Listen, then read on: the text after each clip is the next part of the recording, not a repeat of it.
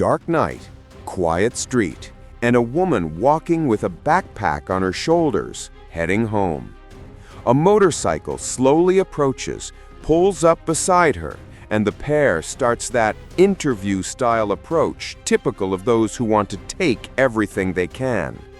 What they didn't know, the victim was an experienced police officer, used to this kind of situation.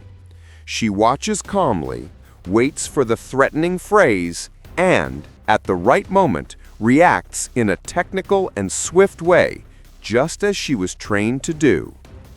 The duo tries to flee in a hurry, but one of them ends up falling and staying on the ground until backup arrives. After that, the case follows the official procedures, and the officer reports that she had already noticed the suspicious approach well before the incident began. The camera records a woman getting out of the car. In the corner of the image, a motorcycle with two riders appears, approaching way too fast for such a quiet street. The sound of the engine draws attention, and she quickly looks back, suspicious. The pair brakes sharply near her and tries to start an approach. What they didn't know is that the victim was a police officer. Within seconds, she reacts in a technical way, exactly as she was trained to do, and the pair aborts the plan and runs off, leaving the motorcycle and some objects behind.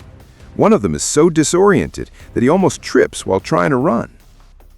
Hours later, one of the suspects seeks medical attention and, shortly after, is identified and taken in to officially answer for what happened. The famous overconfident duo was sure they had found the perfect target. The rider spots the woman and comments that this one will be easy. The passenger walks up with an air of superiority, but has no idea who he's dealing with, a trained police officer. She steps back a few paces, watches carefully, and at the right moment reacts in a technical and precise way following her training. Realizing the plan has fallen apart, the pair runs off in a hurry, leaving their false sense of control behind. Later, both end up receiving medical care in different locations and then are identified and taken into custody by the authorities. A rideshare car drops off a couple in front of their home. They get out, grab their personal belongings, and walk toward the gate, thinking it's just another normal arrival. On the other side of the street, a motorcycle is parked, with a man watching. Soon after, another motorcycle approaches, and the pair decide to act. One of them moves in, stops in front of the couple, and announces the robbery, while the partner stays further back, providing cover.